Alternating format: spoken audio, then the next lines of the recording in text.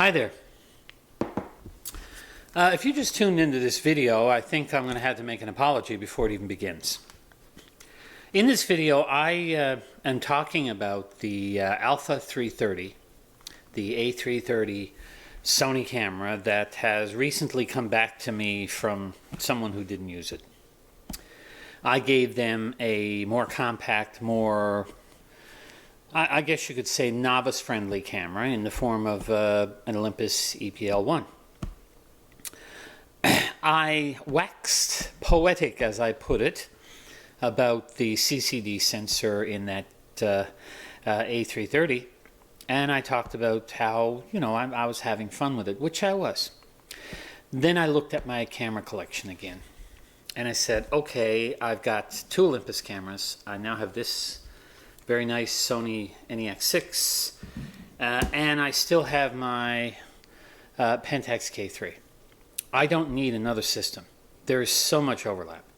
I mean, why do I need a 70 to 210 lens, f4 lens, on an APS-C camera when I've got a 50 to 200 f2.8 3.5, a faster, effectively longer lens on a better camera body. So I have decided to sell it. So please ignore the glowing praise. Well, no, don't ignore the glowing praise. If you're interested in buying it, the glowing praise is, I guess, my form of advertising. Anyhow, enjoy the rest of the video, and if you enjoy my video, of course, give it a like. If you want to see more of my videos, don't forget to subscribe. And if you know somebody who's interested in this particular era of Sony Alpha cameras, the how should I put it, the next generation after Minolta was sold off, then by all means share it. Anyhow, on with the video. Hi there. On several occasions you have heard me wax semi-poetic about what I enjoy about the image quality of old CCD sensors, in particular the ones that I have owned, which was, of course, a number of the 6 megapixel sensors in the early Pentax digital SLRs, including the Starist, I don't know why they came up with that name, the DS and the DL. Well, the K10 was also, of course, the K10D was also on my list, the 10 megapixel version. Well, I'm back at it again. This time with Sony. Now, before people accuse me of becoming a Sony fanboy, let me explain. I had a Minolta Maxim film system at the end of the film era. Yes, I did say the end of the film era. For me, it was. I, therefore, had some lenses. They basically sat in the bag for years. Finally, I bought this Alpha 330 camera for my wife to use with those old lenses. Well, I had given it away. The person I'd given it away to basically never used it. So I gave him a smaller, lighter Olympus camera with higher resolution, a 12 megapixel EPL1, which I thought he would have a much better chance of actually using, and I got this back. Now, what's so special about this? It has that same 10 megapixel sensor that was found in the K10D. In other words, it's a CCD. I definitely had to get my alphabet straight. A CCD camera. Now, CCDs are known for somewhat different rendering of color and detail from CMOS sensors. CMOS sensors are superior in many, many, many ways. But in ultimate image quality, they don't really have a huge leap forward. The problem with CCDs is that when CMOS came along, it was less expensive to build. There was less power consumption, and it made video much easier to produce with the cameras. So the result was that development of CCD sensors tended to stagnate at that point.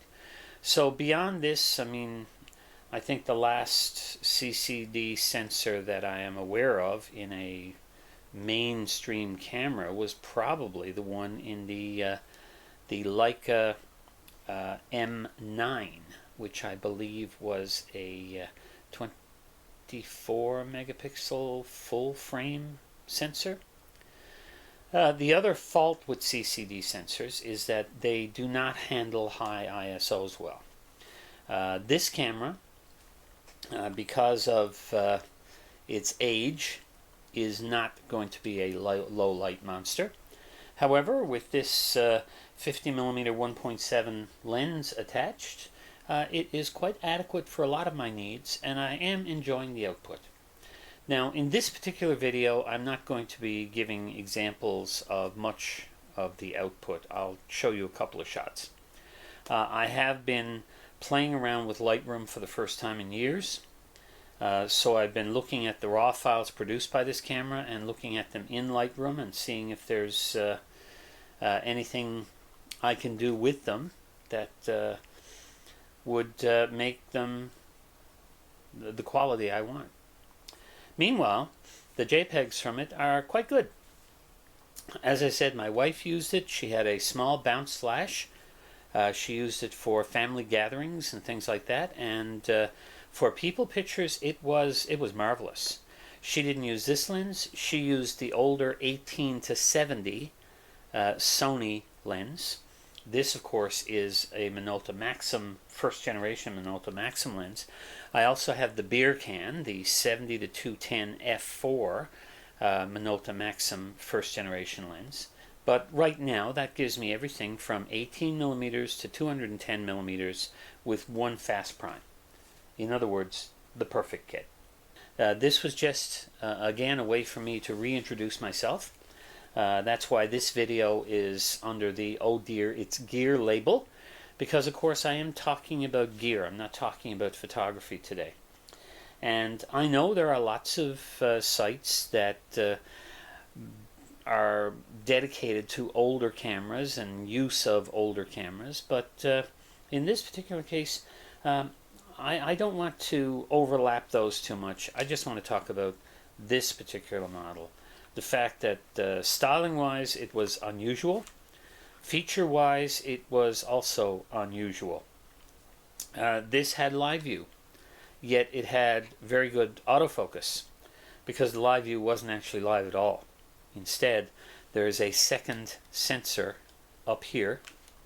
When I flip this switch, a mirror in the pentamirror moves its location.